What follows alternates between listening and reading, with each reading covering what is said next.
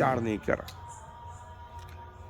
के सिस्टर ने बोला मैंने कभी भी डायरेक्टली प्रभु यीशु मसीह का प्रचार नहीं करा, लेकिन ये कोशिश हमेशा करी कि मेरे जीवन के द्वारा जो है प्रभु को मैं प्रकट करूं और जितना अच्छा बन सकता है लोगों के लिए करूं, और वो उसमें सक्सेस भी हुई। और कई लोगों ने जाना कि कैसे हम बोले आप सिस्टर हो, आपका प्रभु हम में कैसे कार्य करे। सो के सिस्टर को मौका है, आपने जीवन के बारे में कि कैसे प्रभु में आई, कैसे अपने आप को मेंटेन करती हैं और क्या शिक्षा देना चाहती हैं। प्रभु का धन्यवाद हो कि आज मुझे ऐसा मौका दिया कि सबसे सामने प्रभु जी के अपने जीवन की गवाही में दे सकूं। मेरा जीवन बहुत ही गरीबी स्थिति में था। मेरे माता पिता बहुत ही ज़्यादा गरीब थे।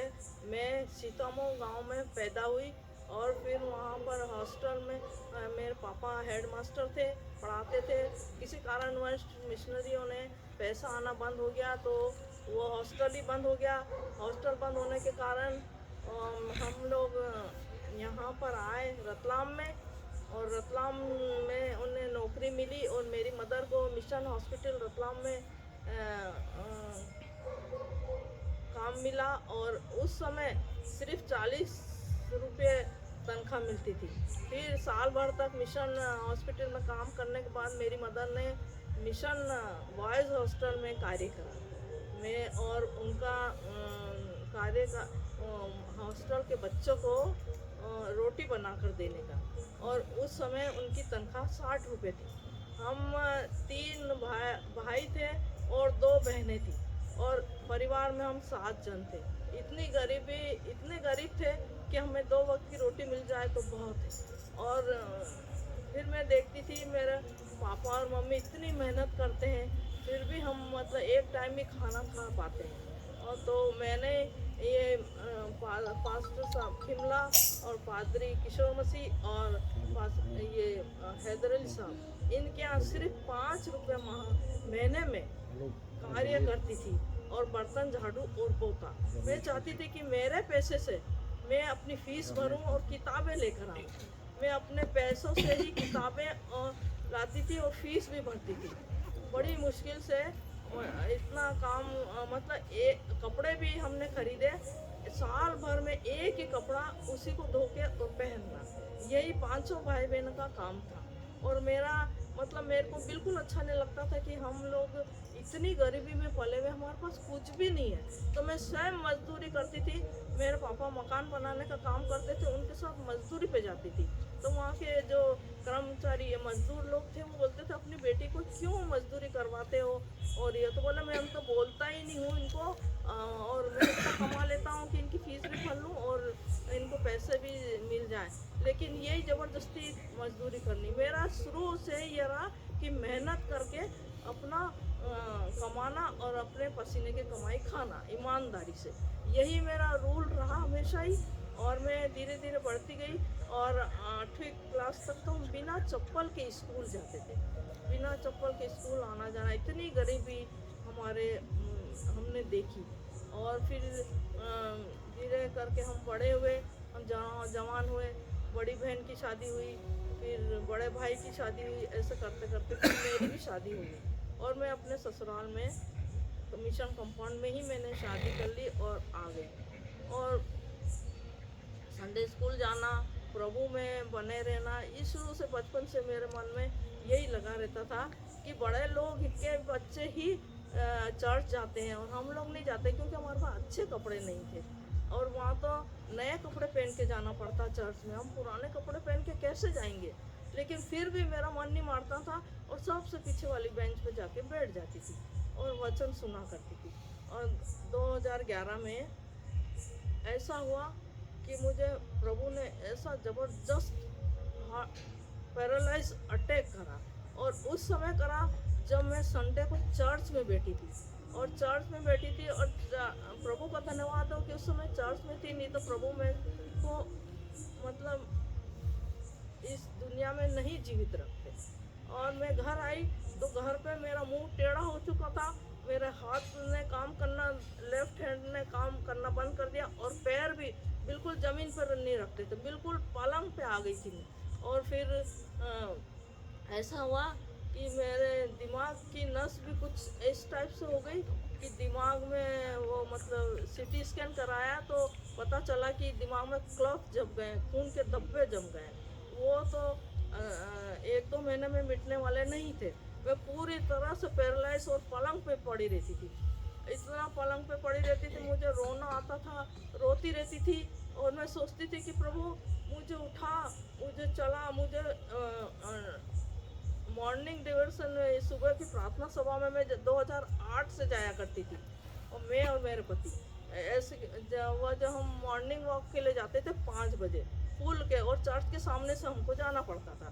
तो चर्च के सामने डेली हम जाते थे और देखते थे कि चर्च में हम लोग मॉर्निंग वॉक के लिए जाते हैं और लोग चर्च में क्या करने जाते हैं। चल के अपन दोनों पति पत्नी देखते हैं, हम दोनों पति पत्नी देखने गए और 2008 से प्रारंभ कर लिया था हमने। और इतने अच्छे एक ही दिन गए, हमको बड़ा आनंद आया कि ये घूमने से तो अच्छा है कि यहाँ 15-20 मिनट आधे घंटे के लिए अपन चर्च में बैठ जाए। इसी तरह 2008 से हमने अटेंड करा और पति तो पत्नी दोनों साथ जाने लगे। 2011 में जब मुझे पैरालाइज अटैक आया, मैंने प्रभु को कहा कि प्रभु मेरे साथ ऐसा क्यों हुआ, मैंने ऐसा कौन सा पाप किया। प्रभु को दोष नहीं दिया, लेकिन अपने आप को क्या कि मैंने जरूर कोई गुनाह करा होगा, तभी मुझे प्रभु ने इस पलंग पे ला दिया। और मेरे 3 बच्चे, 2 लड़के और 1 लड़की पैदा हुई। तो 2 लड़के मुझे कहते थे कि मम्मी तो पागल हो गई, और पूरे टाइम पागल पागल, मम्मी कहना तो दूर की बात, तो पागल पागल कहते रहते। तो मानसिक रूप से मुझे और लगता था दुख कि मैं प्रभु कैसे उठ पाऊंगी। तो प्रभु के सामने में रो रो के रात और दिन सोते उठते बैठते प्रार्थना किया करती थी कि प्रभु मुझे उठा, आपके भवन तक जाने की हिम्मत दे प्रभु। आपने मुझे भवन में ऐसा हालत करी तो अब वापस मुझे वहाँ ले चल, मुझे वहीं जाना है, वचन सुनना है, प्रार्थना करनी है।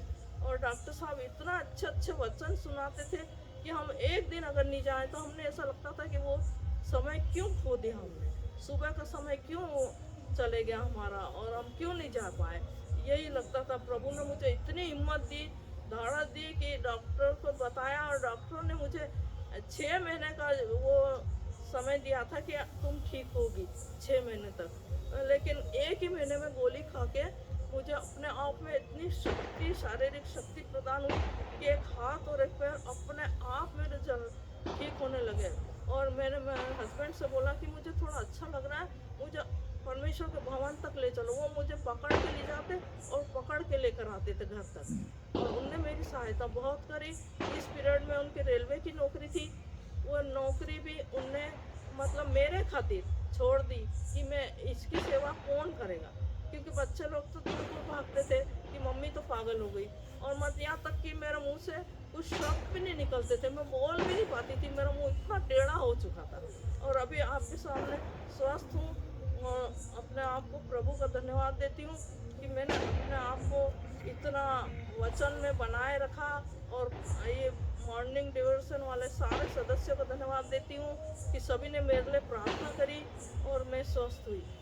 धीरे धीरे 2000 मतलब अपने कामों में हम इतने व्यस्त थे पति पत्नी कि बच्चों पे कभी ध्यान ही नहीं दिया कि बच्चे स्कूल जा रहे हैं, कि कौन सी संगति में लग रहे हैं, कुछ नहीं, सिर्फ दादा दादी पे डिपेंड थे। हम हमारी नौकरी में सुबह जाते हैं, शाम को आ जाते हैं, खाते और सो जाते हैं। इससे पूछते भी नहीं स्कूल गया था कि नहीं बेटा, ट्यूशन गए थे कि नहीं, कहाँ गए थे, क्या करा, कुछ नहीं। बस अपने ही नौकरी में इतने मस्त पैसे कमाने में कि बच्चों दोनों छोरों पे कभी हमने ध्यान ही नहीं दिया।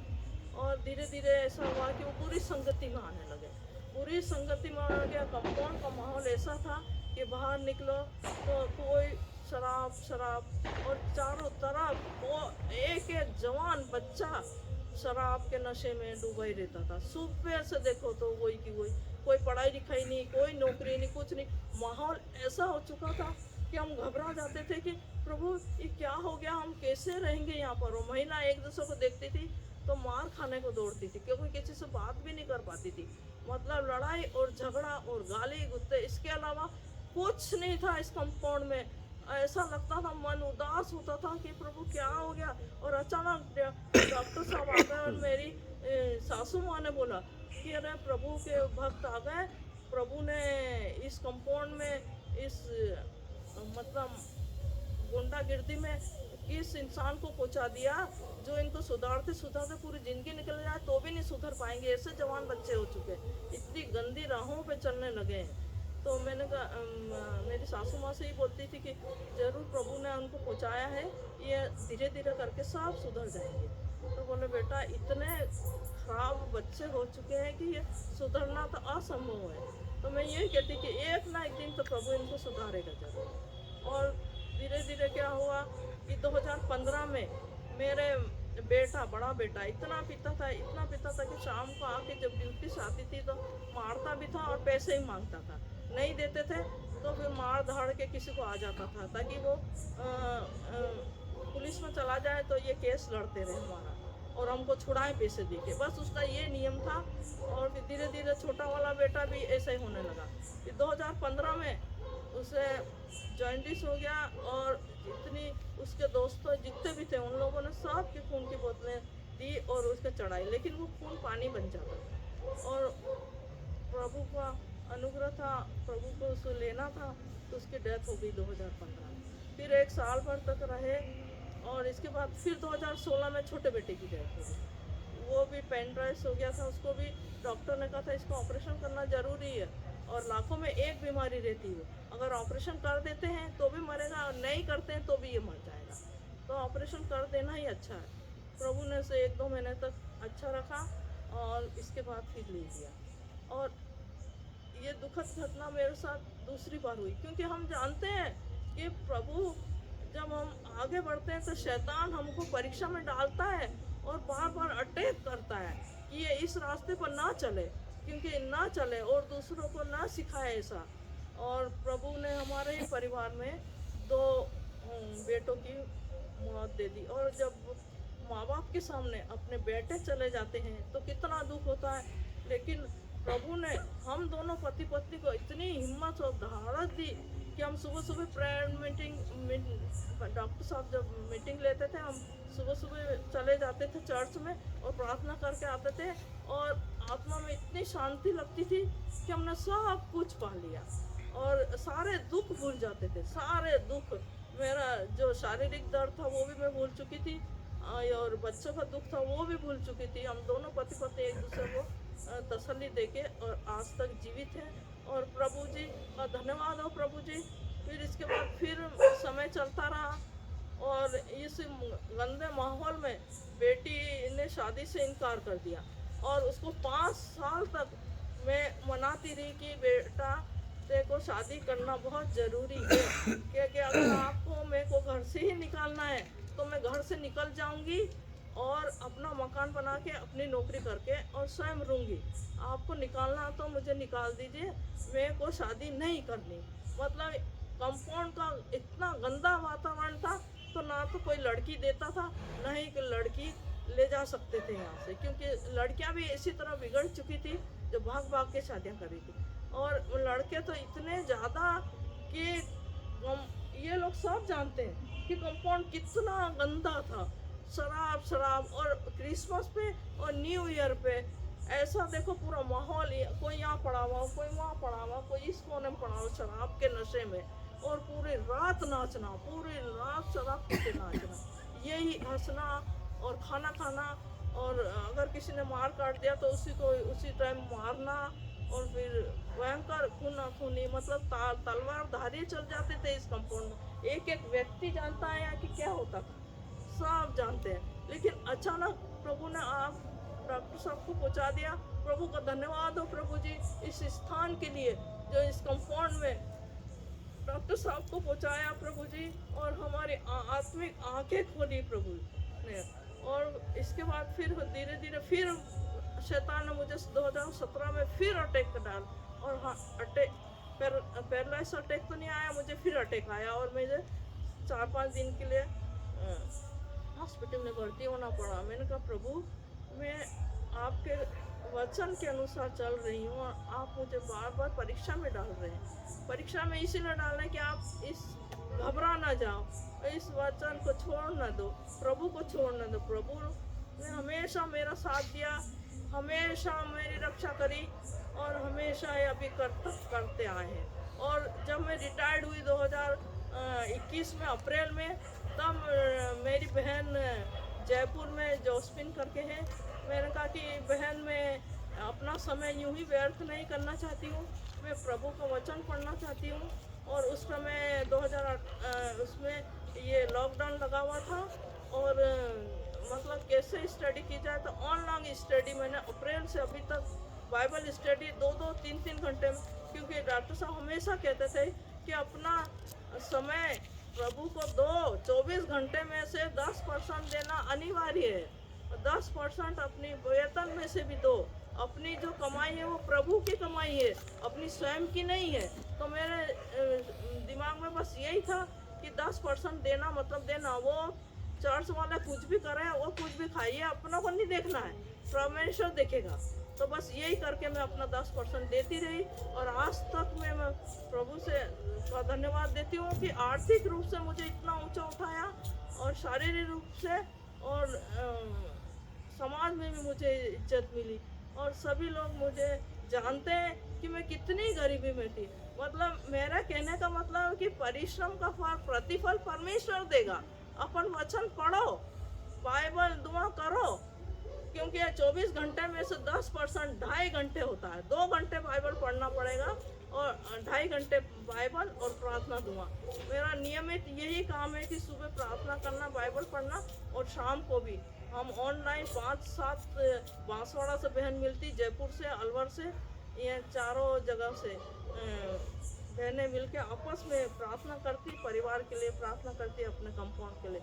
और मैं चाहती हूँ कि कंपाउंड में से जो बच्चे बड़े हो रहे हैं वो इस तरह जो पिछला समय हमारा रहा है हम ऐसे ना रहें और माता पिता विशेषकर अपने बच्चों पर ध्यान दें कि वे कहाँ जा रहे हैं, क्या कर रहे हैं, और चर्च भेजें और संडे स्कूल भेजें। मेरा निवेदन यही है सभी माता पिताओं से कि मेरे समान माता पिता ना बने कि हमने कभी बच्चों पे ध्यान ही नहीं दिया और बिगड़ते रहे। ये लोग सब जानते हैं कि किस तरह वो हमको सताते थे और किस तरह हम उनको पैसे देते थे शराब के लिए, क्यों? डर के कारण कि हमको नहीं मार दे, हमको नहीं मार दे। अब प्रभु से का धन्यवाद हो प्रभु कि मुझे इतनी शक्ति और सामर्थ्य दिया उनने और मुझे यहाँ खड़ा करा कि मैं गवाही दे सकूं, कि मैं अपने ही लोगों को बचा सकूं। बस मेरी यही प्रार्थना है और विनती है कि यहाँ के लोग एक एक बचाए जाएं। आज डॉक्टर साहब ने हम लोगों को खड़ा करा था, हम योद्धा बन के इनके सामने खड़े रहें, बच्चों को शिक्षा दें और सिखाएं। हम नहीं चाहते कि मेरे बेटा का जैसा हाल हुआ इस दूसरे बच्चों का। प्रभु का धन्यवाद हो कि उन्होंने मुझे सब तरह से शारीरिक रूप से, आर्थिक रूप से संभाला और यही मेरी जीवन की कहानी है कि गरीबी से लेकर मुझे कहाँ तक उठा दिया। प्रभु का धन्यवाद हो। प्रभु कभी हम लोगों को नहीं छोड़ता। जब हम प्रार्थना दुआ करते हैं, वचन संहिता 120:1 में लिखा है कि मुझे पुकार, मैं तेरी सुनूंगा। सचमुच में प्रभु हमारी सुनता है। प्रभु का धन्यवाद हो। Shema Yisrael Yahweh Eloheinu Yahweh Echad. Hear, O Israel, the Lord is our God, the Lord alone.